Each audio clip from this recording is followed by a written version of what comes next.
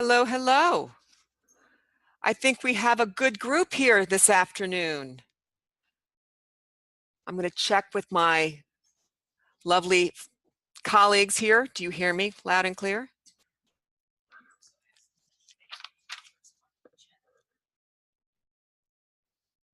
So I think we're ready to go here. I'm going to ask, can you all hear me? You can respond in the chat.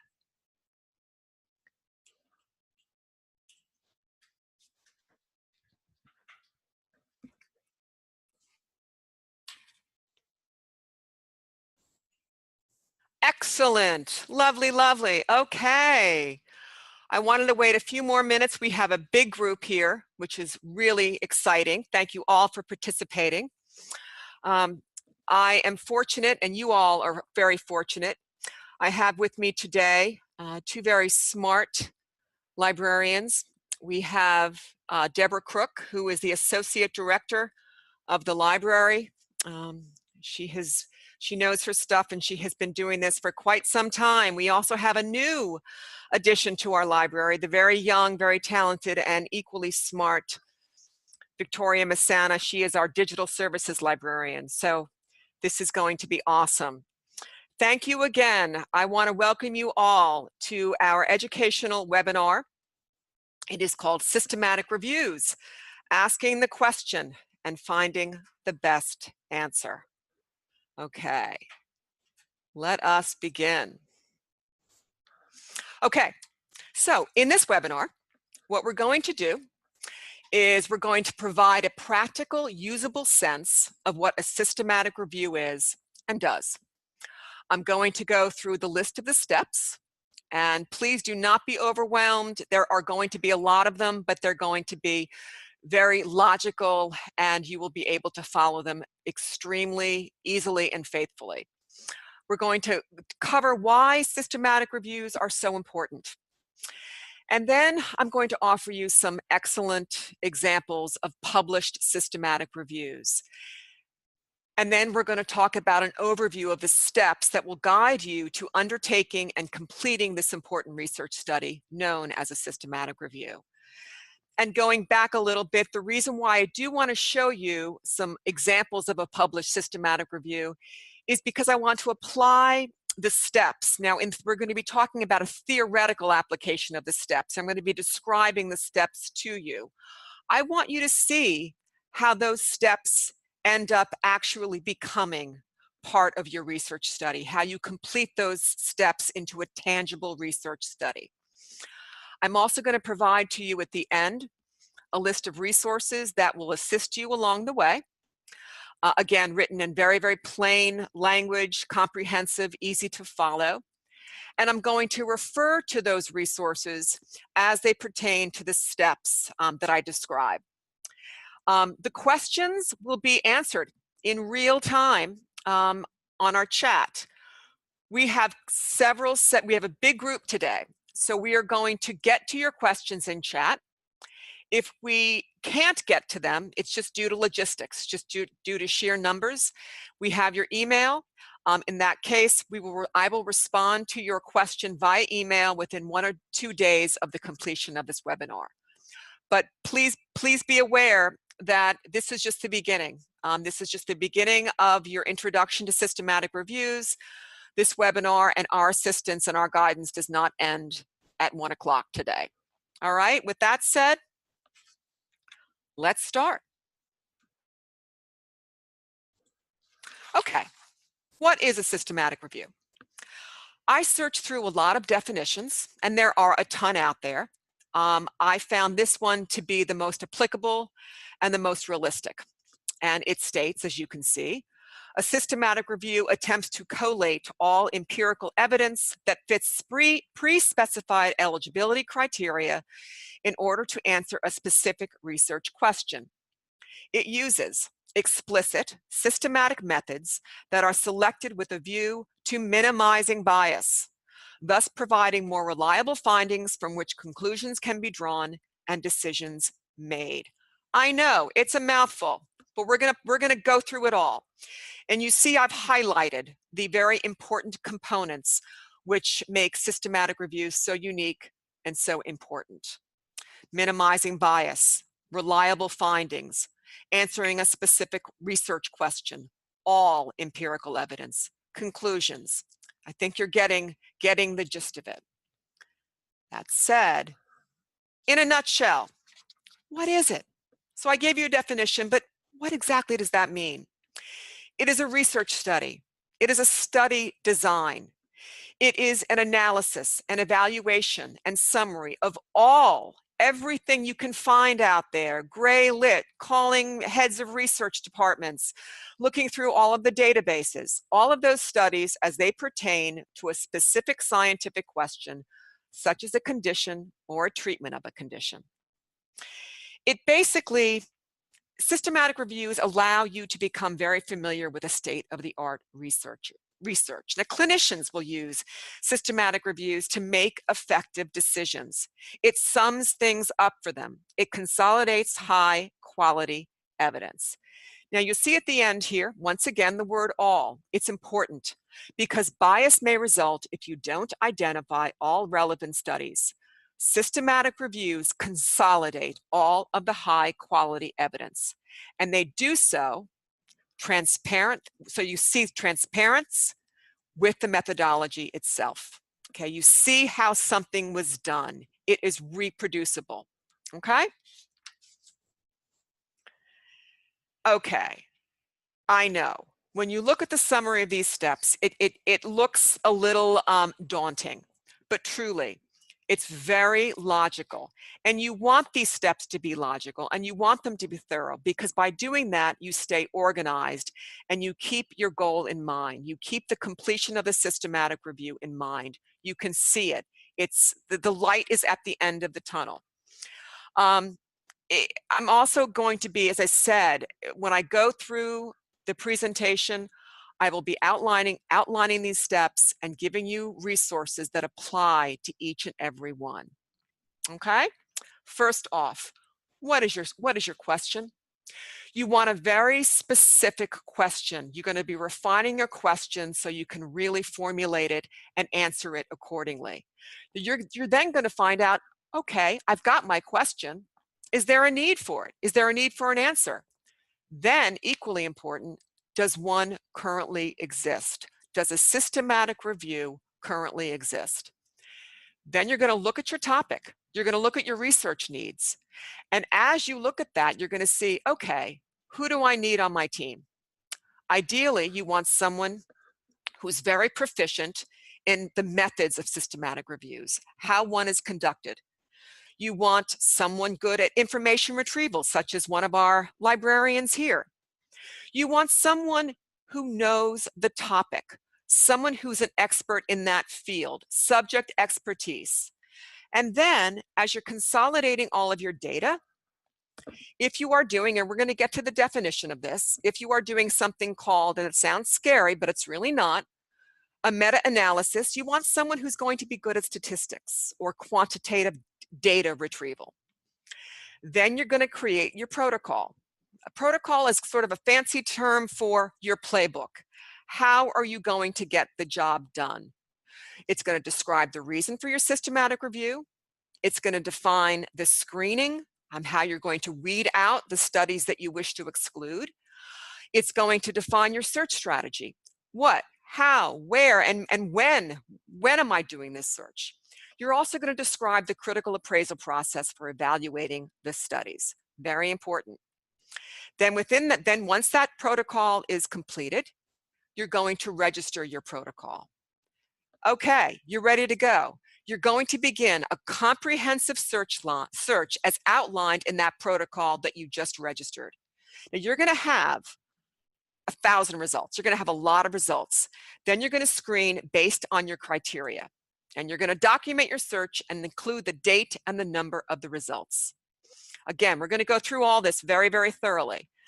When you do your search, you want to have at least 3 bibliographic databases, as well as gray literature, subject-specific databases, and regional databases if needed. You're going to search clinical trial registries. You might even want to pick up the phone and contact the researchers to clarify information about their studies. Then you're going to start your weeding process, which is called the screening and selection based on your inclusion-exclusion criteria. And when you do this, to minimize bias, you want to have 2 or more members of the team working independently. So you can pretty much, if there are any disagreements, you can even have a 3rd person solve that disagreement between the 2 of you. Your level 1 screening is going to be, you're going to review the title or the abstract or the abstract, and you're going to select that or exclude that based on your protocol's criteria. Level 2, you got the keepers. You've excluded the ones you don't like just by looking at the title and the abstract. This is not fitting my criteria. That one goes. Now you're going to take a look at the ones you've kept. You're going to read the full text of the keepers, and you're going to give reasons for those you exclude on that pass. Okay? Then, while you're doing all this, guys, you're going to have a lot of documents. But if you stay organized and you follow your protocol, you're going to be good. You're going to be good to go. You're going to manage the citations and the data that have been selected. RefWorks, here at the library, we support both EndNote and RefWorks, and it allows you to export into Google Sheets. Now, Google Drive, which of course is the parent of Google Sheets, offers web-based collaboration. This is a collaborative project. You're going to have a lot of people on your team, so you want to be able to see what other people have done, and you want a method, and so you can both all collaborate on what you have done. Google Drive offers that. It's excellent, and it's free. Then you're going to critically appraise. You're going to assess the quality of each study. You're going to assess the methodology of each study, and you're going to look for bias with the author of the study, and you're going to assess the quality of the study and how good the methodology is. You're going to check what the relevance of that methodology to the research question. Okay, this is all great, but does it really answer what it is I need to know? Then you're going to extract the data, be it either narrative, descriptive data, or quantitative data. If you're doing quantitative, you're going to do a data synthesis using a meta-analysis. If not, it's going to be a narrative analysis. And then, quite frankly, you're going to just summarize the evidence. You're going to formulate your best answer after you've consolidated all of the data that you have. Okay? An example of summarizing the evidence, I'm going to show this, if indeed it is quantitative, is something called a forest plot. There's dispute over how you spell forest plot. Some people say it's 2 R's, some people say it's 1 R. It kind of goes back and forth. If you have any input on that, you can certainly chat and let us know what you think. Take a vote. Okay, let's do it. How does a systematic review differ from a review article? Well, they're completely different. And I don't want to at all reduce the quality of review articles. They have their need. They're very important. They have a purpose. It helps build your knowledge base about a topic. But it's a broad examination of the published literature on a broader topic. Now, it's usually from one author's perspective. Now, when that happens, one author's perspective, there's going to be partiality. There's going to be increased bias. We don't want bias with systematic reviews. Everything is about independence. There is also very little appraisal of the research study when it comes to a review article. Of course, that is very different from a systematic review. Okay? Now, as I mentioned, we are going to be talking a lot about theory and I'm describing how something is done. I want you to see how it ends up in a published systematic review, okay? Not all systematic reviews are created equal. Some are better written than others, and the studies are much more thoroughly conducted than others. I'm going to show you some excellently written systematic reviews.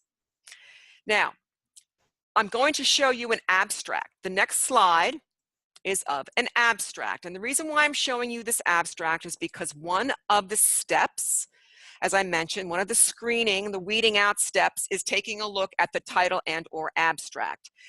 What helps before you exclude something is if you look at a systematic review and it's really well written and gives you a lot of information. This one does. And as you can see here, we have a clearly stated objective. All right, we have the research question laid out for us very clearly. We have the intervention of the drug. All right, we have the population, schizophrenia and schizophrenia-like psychoses. We have the search methods. What was searched? Where did they search? We have a date, November 2007. We have the selection criteria. It says here, we included all randomized trials comparing the drug. All right, that's what you want. That's how specific you want to get. It essentially shows us how the study design was pursued. And you have at the bottom here, last sentence, we have contacted representatives of Bristol Myers Squibb Pharmaceuticals for additional data. They dug deep. And then underneath search methods, last sentence, we contacted relevant pharmaceutical companies, drug approval agencies, and authors of trials for additional information. Gray lit, guys, it's what you want. It's what you want to do. It shows that you were very thorough. You might not get an answer, but at least you tried. And if you do get an answer, it's going to enhance the quality of your methodology. Okay? I mentioned to you that I'm going to be showing you some resources throughout as I go through the steps. There are really a lot of them, and I'm going to provide that list to you at the end. But I just wanted to show you right now one in particular. It's called the PRISMA checklist. And let me just get my technical skills aware here. Okay. All right, here it is. The PRISMA checklist is going to show you how to write your systematic review. We just looked at an example of a well-written methods in the abstract. You see here, this is going to show you how to write your systematic review. You have here the methods section, all right? And that's going to show you how to write your methods section. You have results, you have discussion, the whole kit and caboodle. It's very plain, it's very comprehensive, it's going to help you write the entire systematic review. There's more resources I'm going to get. It doesn't end here, unfortunately, but this is a good start, all right? All right, let me go back to my screen. Up. There we go. Okay, here we are. Moving on. Next example of an abstract, well-written abstract, very similar. Again, clearly stated research question in the form of the objective. We have the intervention. We have the search strategy. We have what was searched. We have dates, guys, very important. We want dates when you searched. We have the selection criteria. We have the data collection. There's that word. 2 authors independently assessed trial quality and extracted data. Very, very important. And then we have under search strategy, the last sentence, we also hand searched meeting supplements. Gray lit. That's what you want. All right. Okay. If you don't know, you probably do know why they are needed at this point in time. But they're not just important, they are needed. All right. Bias and lack of transparency in methodology can cause inaccurate conclusions that can reduce the quality of health outcomes. That's what it's all about. We want to improve outcomes for people. And because of the critical scrutiny that systematic reviews require, it makes us, we have to dig deep. We have to uncover the best evidence. We have to reveal any conflict of interest with the authors of studies. We reveal the best answers, yielding the best outcomes.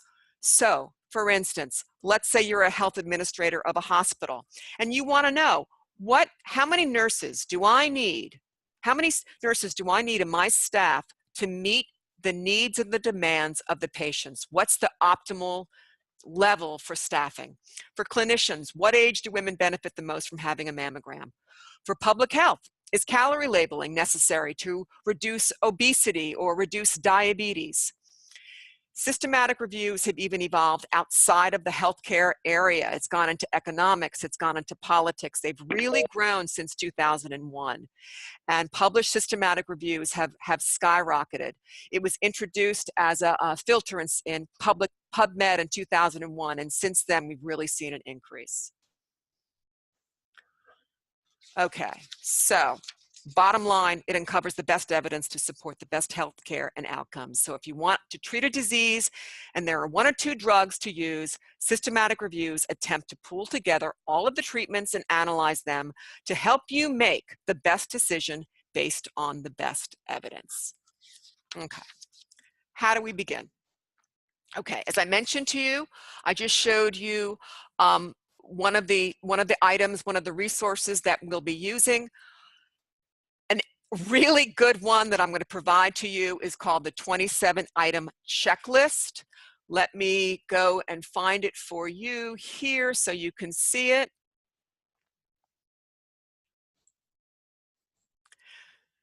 Oh, wrong one. Actually, that is it. Excuse me. There's actually another one. Bear with me, folks. Here it is. Okay. This is going to be your, I don't want to say Bible, but it's going to be an excellent outline for you to follow. Check this out. Establishing a team. Formulating the topic for the systematic review. Everything is very, very, very specific.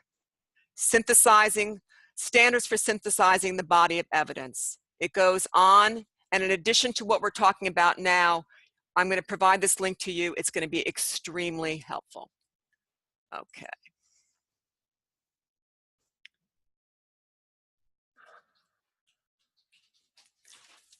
Let's see, here we go. Okay, excellent.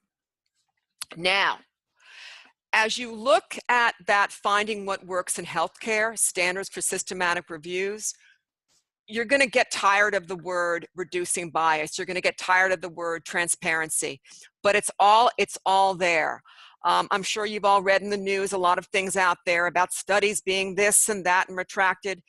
There's been a lot of it lately. So you really want to prove that your methodology is credible and is faithful to the whole process, the rigorous process of following how it's done. Okay, now, the first step. What is your question? What is the problem you are addressing? Okay, you got your question. Now, is there a need for an answer? Does it lend itself to a systematic review?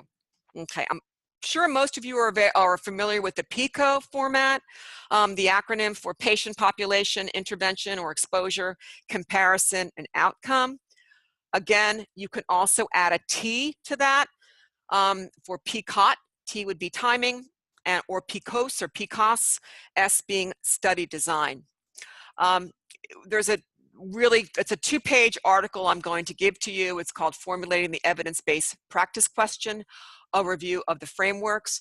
PICO and these other designs, these other models or pneumatics are incredibly helpful in fine-tuning what it is you need.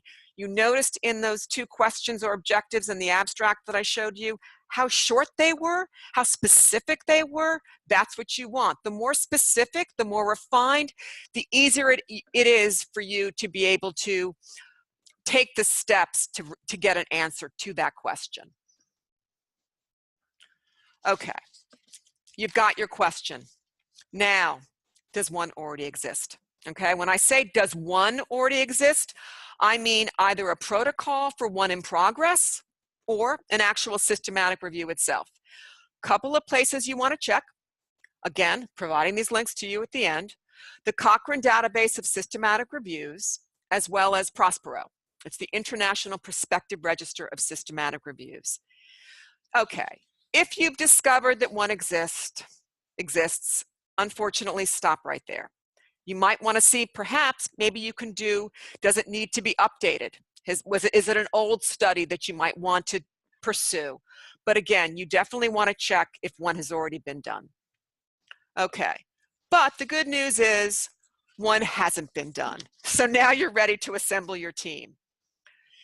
Okay, as I mentioned, in a perfect world, you want someone who is good at research and information retrieval. Someone like, hey, myself, or someone like all of our other librarians here who are so smart and so dedicated to really following this methodology so we can improve the health outcomes.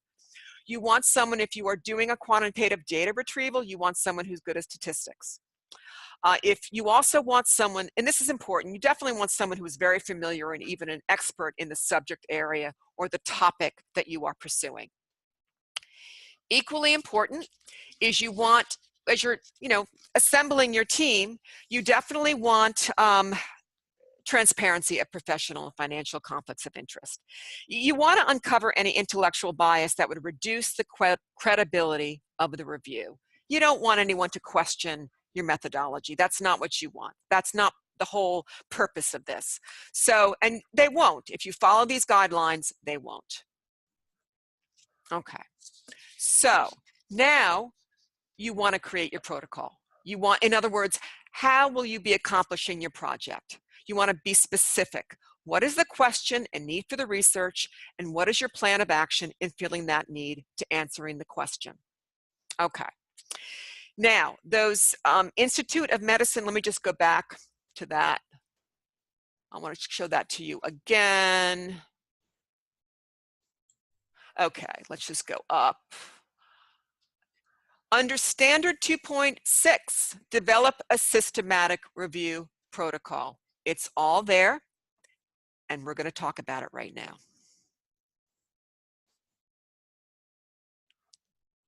Okay, excellent. Define your strategy in finding the best evidence specific to the question. You want to refine your research question. Why are you doing this? You're going to describe your search strategy. What and where will you search? How will you search? And when you searched, what date was it that you searched? You want to describe the study screening criteria, the weeding out process. How will you choose what to include and what to exclude? How will you be extracting the data? How will you critically appraise each study? How will you synthesize, consolidate all of this amazing information that you were able to get? And how will you summarize it to formulate an answer to your question? More on the specifics of the how and the what and the where in a bit. Okay. This is extremely important. You want to register your protocol. It protects you. It protects your data. It also, it lends itself when everything is transparent and there's a public record. People see how you did something. So if there's any question down the road about how you did something, you've got a public record of it. It also helps avoid the unintended duplication of reviews and wasting of resources and funding. We all know, unfortunately, there's limited amount of funds out there. So you definitely want to register this so you can let other people know that you're pursuing this project.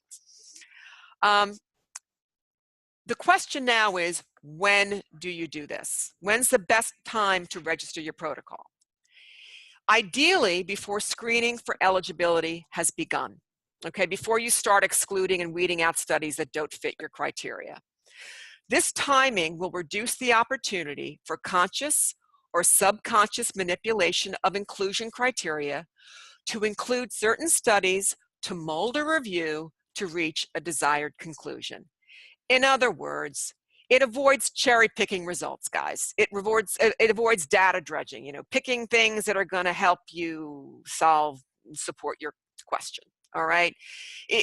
By having a public record, it's all out there for everyone to see. So again, practically should be done when the main elements of the review have been agreed upon, such as the inclusion-exclusion criteria. Okay. How to register. I'm going to provide these resources to you, very easy to follow. Equator and also the collections reporting guidelines is also very helpful. Just want to emphasize, completed reviews should not be registered. Only protocols for reviews should be registered. Reviews are currently accepted for registration as long as they have not progressed beyond the completion of data extraction. Okay? All right. Where to register? Prospero. Very simple.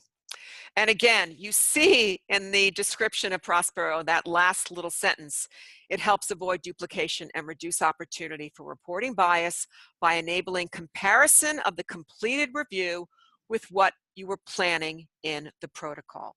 It protects you. It's like a copyright. Okay. Now, moving on. As I continue to talk about the steps and describe how they are done, I want you to see how the completed steps actually end up looking in a well-written systematic, a published systematic review. Okay, so let's take a look.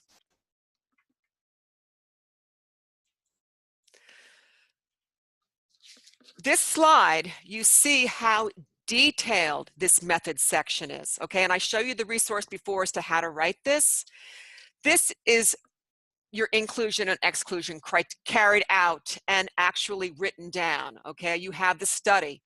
What was included here were randomized control trials, the types of participants, and the interventions. Now, we saw the abstract of this earlier, but now you see how everything is even more detailed.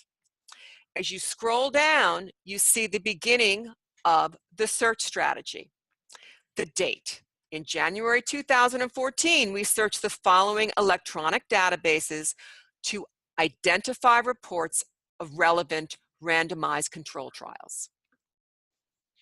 Okay, that said, your search strategy. What will you search? Who will you contact? What bibliographic databases? At the very least 3, PubMed, Embase, and Cochrane Central. What specific subject databases will you search? What regional databases? Again, only if you need to. The bottom line is you want to search everything that pertains to your topic, all right? Will you contact pharmaceutical companies? Do you have a question about a study? Will you contact authors of research trials or study sponsors of unpublished data? Trial registries, very important. What other types of gray literature will you investigate? Do you know what gray literature is? Here is a definition of one which I think is very applicable. It's defined as follows: that which is produced on all levels of government, academics, business and industry in print and electronic formats, but which is not controlled by commercial publishers. How will you search? Here's where it gets a little, here's where you want us to help you. And we are more than, this is what we love to do. Your search terms, your limits, your filters. What is your date range? Term harvesting, you're like, what is term harvesting? We can show you how to do that. We can take a look at an abstract and have you basically create one synonym and add like 10 more synonyms to it. It's going to not only enhance the quality of your results, it's going to enhance and increase the number of your results. And that's what you want to do. You want a lot from which to weed out later on. So you see here, clinical title, you see that search string at the bottom? You're gonna have a lot of those, guys. And that's okay, you want a lot of them. And we can show you how to do that. We can help you formulate your search strategy to get the best results possible. It looks difficult, it's really not. It's just a way of really adding the relevancy that you want so much to your systematic review. As you're doing this, make sure you document your search with a specific description that includes the date of retrieval. Very important, because you're going to put that in your search strategy underneath your method section in your published systematic review. And we have it here. Here is our example.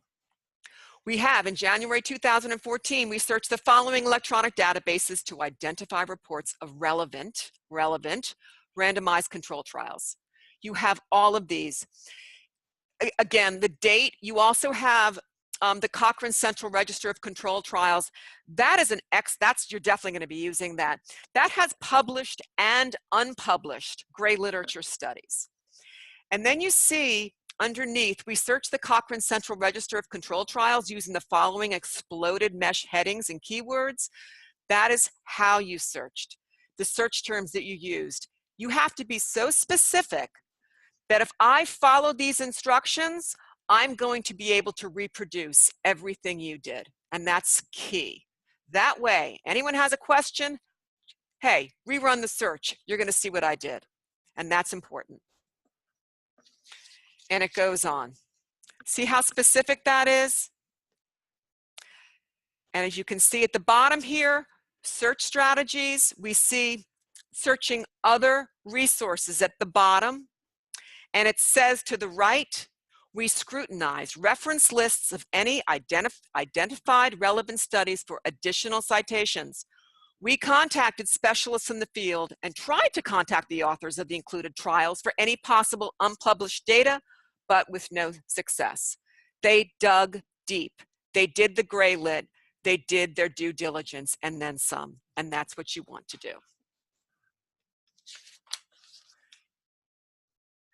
You got to dig through a lot of mud to get gold. That's the bottom line. The quality of the review depends on the quality of the studies that have been examined, evaluated, and summarized. So as you search, you're going to sacrifice precision because you do want a large amount of results that may contain useless studies from which you choose. And the deeper you go, the more you will uncover. Again, you're going to have over 1,000, and that is a good thing. Okay, you want to look for all relevant published and unpublished studies to reduce bias, and that is what the previous slide showed us. Okay, so as mentioned earlier, at least 3 bibliographic databases. And the reason why cont'd is so great is because it does. It includes published articles from Embase and PubMed, but also other unpublished sources, including all Cochrane review groups, specialized registers, and the hand search results register. Hand search results, that's exactly what it is. You are literally going through by hand to see what studies are relevant to your question and what you might have missed that have not been published with the conventional means. Also with Gray Lit, you want to biosys previews, discovered that just like a couple of months ago via Web of Science. Excellent, excellent. It has journals, meetings, books, and patents. The database covers preclinical and experimental research, methods and instrumentation, animal studies, and more. You probably know the answer to this question now. Why even search Gray Lit? Because you want to find updated studies and current studies. You want to document or sift through any missing data from published studies that may make your answer to your question even more updated and more current.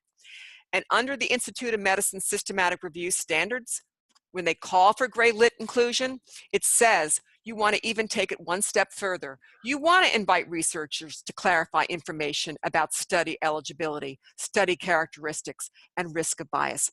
Pick up the phone, give them a call. You have a question about something they did, I'm sure they're going to be more than happy to answer your question to support their data. Okay, again, the list goes on, and I can certainly provide more to you from this. The biggie is the clinical trial registries. That's supported by the National Library of Medicine. It's a database of privately and publicly funded clinical studies conducted around the world. You've got close to 300,000 research studies. Under the FDA, pharmaceutical or medical devices, you're doing a systematic review on drugs. You definitely want to search through the FDA.gov, medical devices, FDA.gov/medical devices. They even have a national drug code directory, extremely helpful. You might even want to contact advocacy groups. Hey, there's a lot of information out there. You ask yourself what organizations are interested in your topic.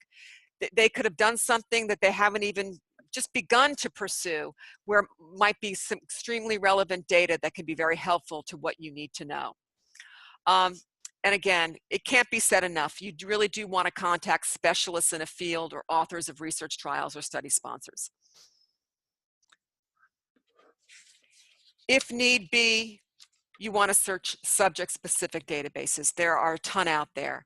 ERIC for education, PsycInfo for psychology, the Agri-Food Public Health, you have Biosys, and I might pronounce this incorrectly. I believe it's called Agricola, not Agricola, as I was told. Okay. You got a pile of studies here. You got a pile of articles, a pile of information, unpublished data, published data. You've got conversations you might have had with research, with study authors. Now you've got to begin your screening process. You got to weed out everything that's good and, you know, take away the mud and find the gold. And this is all based on your inclusion-exclusion criteria, which you had written in your protocol. Now, ideally, it's conducted in 2 passes, and you really want to have at least 2 independent reviewers with a third person available for conflicts. On the first pass, you want to review the title and or the abstract. You want to try to just read the abstract to save time, okay? You want to check for possible source of bias with the author or the journal itself. Second pass, you exclude what you didn't like in that pass. You didn't like, so you took a look at an abstract, it didn't even come close to meeting your needs. That's excluded. The ones you've included, the ones you've kept, that's your second pass. You now want to review the full text, all right? Your protocol that you registered, that you wrote, that you spent so much time on, specifies the decision criteria.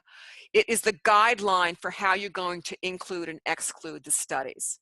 You're going to ask yourself, does it meet those needs? Does it address the question? Then you're going to document your search and give reasons for the exclusion. You're going to include the date, and you're going to follow the Prisma flow document, which is so helpful, and I'm going to show you now. This is really going to help you guys out, okay? It's going to help you organize your search and selection process. You see the first 2 boxes on the top. That's your comprehensive search, okay? You're going to remove the duplicates. And then on those, the 4th and the 5th clear white box, those you're going to be reviewing and reading the title and the abstract, okay? And then the ones that you keep, you're going to exclude the ones you didn't like, the ones that didn't meet the criteria. The ones you keep, you're now going to read the full text of those. After you've kept the ones that you wanted to keep, you're going to actually critically appraise your selection. You're going to critically appraise the methodology and how it was done. And now I want to show you an actual example of one a published systematic review that used this method, okay? You see level 1 on the top. It's your comprehensive search, articles identified through database searching. And then level 1 begins to the right, articles excluded based on title. And below that, still within level 1, articles excluded based on abstract, okay? Then moving to the left, the little box, eligibility, level 2. You've got your keepers. Now you're going to start reviewing and reading the full text of the articles that you included, all right? And you're going to also document the ones that you excluded. Very important, give the reasons for why you excluded that. And then moving to the bottom, you have the inclusion. You have all additional articles identified after scanning of reference lists of selected papers. You want to also document the numbers that you included, all right? You see N equals 2, and to the right, included articles, they kept 35 after reviewing it for the 3rd time, okay? So this is very detailed, and this is, again, a published systematic review. This was how this was done. This is an article that appeared in the Journal of Interventional Cardiac Electrophysiology. It was entitled Hybrid Ablation for Atrial Fibrillation, a Systematic Review. Okay, now you've got all of those articles that you included. You got the other ones that you excluded. You're only going to start, obviously, appraising, and You're going to look at the quality of the ones that you included. You've got your pile here. This is where the evaluation and appraisal of each study or article in the literature review is essential to retrieve the highest value of evidence before inclusion, okay? I'm sure you've heard of CASP. It's going to help you. It's a critical appraisal process. It's going to help you, guide you as to what the best way, the best method to including the ones and appraising the ones that you wish to use for your final study. When you do this, very important, 2 or more researchers should work independently to avoid bias in the selection. You want to go deep. You want to go close to uncover any bias in the study itself. You want to ask yourself, who was the researcher? What are his or her associations, either financial or professional? I don't know if any of you are familiar with this article. I found it really quite amazing. The director of the library pointed this out to me. You basically can't look too closely when you're examining the methodology of a study. There was last year there was an article, the New England Journal of Medicine issued a correction on a 1980 letter to the editor of the New England Journal of Medicine. And the reason for the correction was reported in the Atlantic. And in the Atlantic, it basically described how a letter to the editor of the New England Journal of Medicine from a Harvard grad student described the rare risk of addiction to opioids on patients in a, and here's the word, controlled hospital setting. It morphed and grew legs. That letter to the editor was routinely cited incorrectly as evidence by researchers in many scholarly journals and consumer magazine. It was inaccurately called, quote, an extensive study, unquote, and even, quote, a landmark study. Drug companies even used it to say opioid addiction was unlikely. This event was also described in the book Dreamland, The Tale of America's Opiate Epidemic. I mean, it's hard to believe that this happened, but it happened. Again, it was a simple letter to the editor written by a Harvard grad student describing a controlled hospital setting. Well, there are other environments outside of a controlled hospital setting, and I found that quite amazing. Okay, moving on. You have fine-tuned your selection. You have appraised. You have dug deep. Now you have all of these amazing studies that you've critically appraised with your team. You need to manage all of these articles, all of this data. Clear record keeping is essential. All right. And you will be collaborating with others, if I haven't said that so many times. The web-based options such as Google Drive is the best, in my opinion. You have Google Docs for narrative and descriptive data, and you have Google Sheets for your quantitative data. What to document? Basically, everything you need to reproduce the process. Your search process, your search details, the date of when you searched, the number of records you retrieved, the progress notes, the search terms, the filters, the explanations, annotations about why you chose those terms, a narrative supplement explaining decisions impacting those search results, and the reasons for the exclusion. And again, that prism, I'm just going to go back to it really quickly to show you. That is, here's the Prisma flow diagram that I'm going to give to you, and here is a published version of it, one that someone used in an excellently written systematic review. Okay. Citation management. As I mentioned earlier, we support EndNote and RefWorks here. Again, I like RefWorks. It offers sharing and collaboration features, which allows all members of the team to appraise and weed, screen out, basically. You can cite while you're writing your systematic review. It saves citations and abstracts in folders and subfolders with access to the articles, and also others can see what you've done. And you can export your references as a CMV file and import it into a spreadsheet software such as Google Sheets or Excel. Very easy to use. Okay, your data extraction, your analysis, your consolidation of all the data so you can summarize it into a conclusive statement.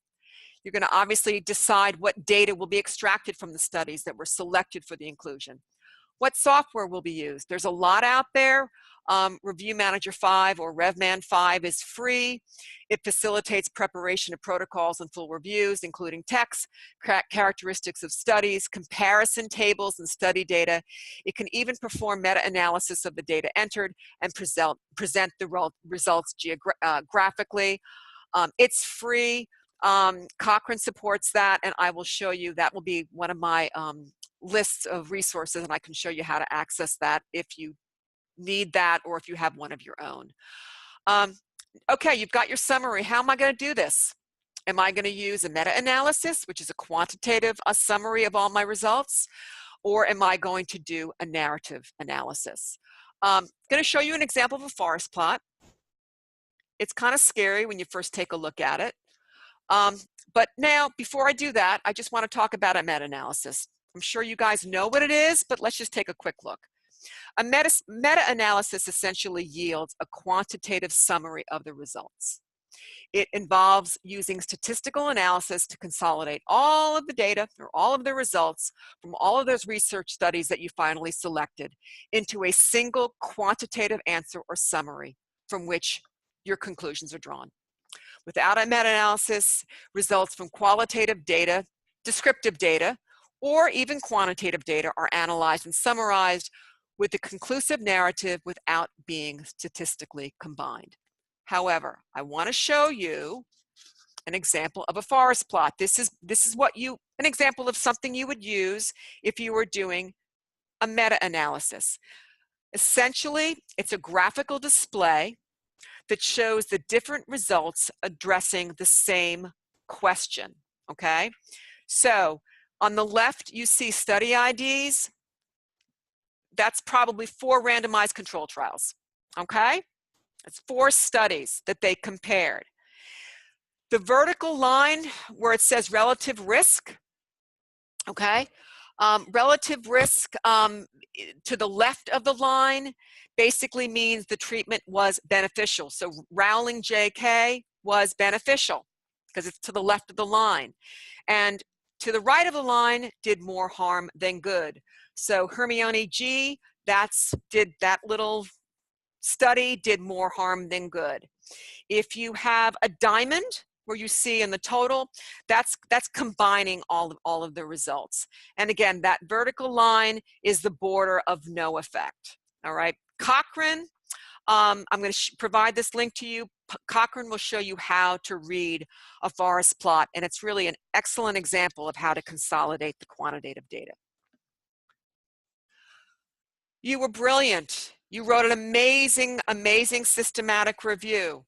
Now you want to know, where do I publish? You might want to contact the publisher because they have their own criteria. We also have an excellently written scholarly communications guide written by our librarian, Jovi O'Grady. It offers very good examples, very comprehensive, as to help you evaluate the journals from which to choose and how to search for the best, most appropriate, relevant publisher for your study. Okay? All of these resources I'm going to provide to you. They're written in plain language. They're very comprehensive. They're very easy to follow. If you have any questions about them, please give us a call. And if there were any questions that we could not get to in the chat, we'll be more than happy to take them and email you either today or tomorrow. We are here to help. So again, it doesn't end here. This is just the beginning. We're sort of scratching the surface because it's a big, big undertaking. But congratulations to you all for doing this very important study. We really appreciate it. And the health community appreciates it. Have a lovely afternoon. Stay dry out there.